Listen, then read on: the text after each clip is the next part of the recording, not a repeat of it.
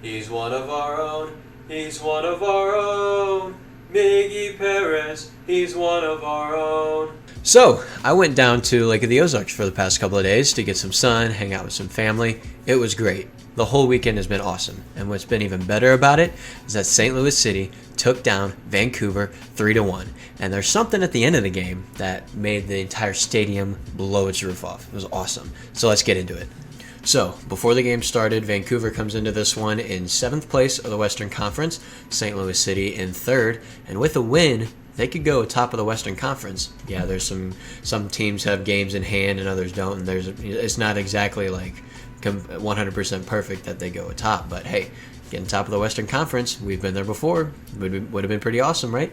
So the team sheets come out, and I think for the very first time, Bradley Carnell has gone with the exact same starting 11 2 weeks in a row, which I thought was a very smart move. I mean, Klaus is still out, which is a whole weird thing in itself. We thought he was going to be back 2 weeks after he got injured, and now it's been multiple weeks, and I don't know, I just hope he comes back soon. But playing the exact same 11 that he did against Kansas City last week sounds like a winner to me. So the game kicks off, and what does St. Louis City do? Attack from the front. 7 minutes into the game, Giacchini has a glorious opportunity. He gets a nice through ball played into him, and it's just him and the goalie, but he just barely mishits it, and it just kind of dribbles straight to the goalie's hands. But right off the bat, St. Louis City is doing what they do best. The momentum stays with St. Louis, though, as just in the 10th minute, Edu Leuven, oh my word, take a bow, son. He quite possibly could have hit the goal of the season from this free kick. He was at least 25 yards out at a tough angle. 99 times out of 100, whoever's taking that free kick is looking to just whip a ball in as a cross, looking for a header or some kind of deflection to go into the goal. Not Edward Leuven. I don't know if he meant to do it or not, because when he first hit it, it looked like it was just an overhit cross that was going to go out for a goal kick. But at the last second, it just curls right into that top corner, over the keeper's outstretched arm and everything. It was just a beautiful goal. St. Louis City takes an early 1-0 lead, and that was just such a great free kick. The celebrations were almost cut extremely short, though, because right after we scored the ensuing kickoff, Vancouver plays a couple long balls. Ball drops to Vite, who takes a shot, and it just barely goes wide of the goal. Almost came to a 1-1 draw seconds after we had scored already. That could have taken the entire energy out of the crowd compared to the goal we scored, but, I mean, as always, and as proven by the end of this game, the St. Louis City SC crowd is just second to none. I mean, we have guys on the MLS podcast that they do on YouTube every week. I don't remember his name, I apologize, but he said that he thought our crowd last week against Kansas City was the best in the entire world. That is some high praise, and I think it's deserved. Our crowd is absolutely unreal. How did it take this long for MLS to bring its team to St. Louis? I mean, my goodness, we've been awesome on the field and off the field. Anyway, moving on. The game really didn't do much in the rest of the first half. There were a couple of chances back and forth, things like that, but nothing extremely important happening until right before we get to stoppage time in the first half. But St. Louis has possession of the ball. Ball gets played around a little bit. Ball drops to Edu Leuven. He looks for Jared Stroud, who's making a long, deep run towards the net. He looks to play it towards him. There's two Vancouver guys on him, so Stroud kind of backs off a little bit, but the defender in front of him doesn't realize that, Tristan Blackman, so he looks to kind of head the ball back to the keeper because it fell right to him. Well, the goalkeeper had come out of the net to help play the ball, so ball goes off Tristan Blackman's head. There's no one in goal. Ball just trickles across the line. St. Louis City up 2-0 right before halftime, and it kind of took all the wind out of the sails of Vancouver, because they just conceded a second goal right before halftime. You know, you go into the dressing room at halftime, you think, oh, it's just 1-0. We can easily get back into this game. But nope, they go down 2-0 right before halftime, and it really took a toll on them, you could tell. Second half starts, and same thing again. St. Louis is bringing the press, bringing the attack, and they just wouldn't stop. Just a few minutes in this 52nd minute, Edu Leuven has yet another free kick. He had quite a few of them tonight that he did some damage on. This one, he whips it in, gets saved by the goalie, and the rebound drops right to Jared Stroud. Now, it's just him and the keeper. He's at a tough angle, but he's only a few yards out, and Jared Stroud hits it. It goes right through the goalie's legs, but it hits the far post and deflects away and away from danger. I mean, this was an absolutely A1 chance for Jared Stroud. He's just very unlucky here. You hit the ball off the post at that angle, who knows where it's going to go. It was a great move all around. It just unfortunately hits the post at an angle to where it goes outside of the goal and goes away. But unreal free kick, unreal attempt by Stroud. I mean, he made it look easy just nutmegging the keeper right there. But just a few minutes into the second half, stays 2-0. Moving on to about the 75th minute now. In Vancouver, they really haven't had a lot of opportunities, let alone any good ones, really. But they get a corner in about the 75th minute. Ball gets whipped in.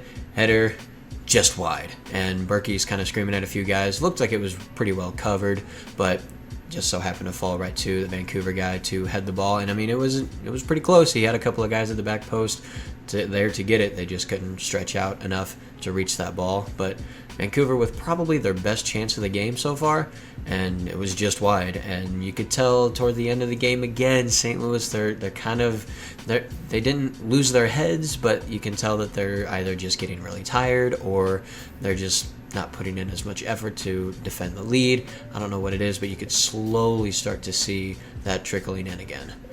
Then just a few minutes later, in the 83rd minute, Vancouver does get on the board. Crosswit gets whipped in, deflects off of Johnny Nelson's thigh just a little bit, and that ball gets dropped right to White's head, puts it right through the legs of Roman Berkey to make it a 2-1 game. And one thing I've definitely learned so far through this MLS season is it is not easy to keep a clean sheet at all. No matter if it's the 10th minute, the 80th minute, whatever. I mean, teams will find opportunities and they will make you pay if they're clinical enough. This one, it was right at Berkey, but it was right in between his legs. He did get his left leg on it and tried to push it wide, but it just wasn't enough in enough time. Vancouver finds a goal, makes it 2-1, and they're still, including stoppage time, roughly 10 minutes to go, so who knows what could have happened for the rest of the game here. St. Louis, fortunately, was able to close it out, though, as in the 94th minute, Edu Leuven, again, with another free kick at about the same distance as all the other ones that I've mentioned in this video so far. Same thing, he puts it on, goalie has to make a great diving save, to be fair to him. Ball is loose, though, falls straight to Tomas Ostrak. I don't know if he meant to try and shoot it, sort of like Stroud did earlier in the game, or if he meant to pass it, but the ball gets deflected straight to Miguel Perez, the 18-year-old from St. Louis who just graduated 2 days ago.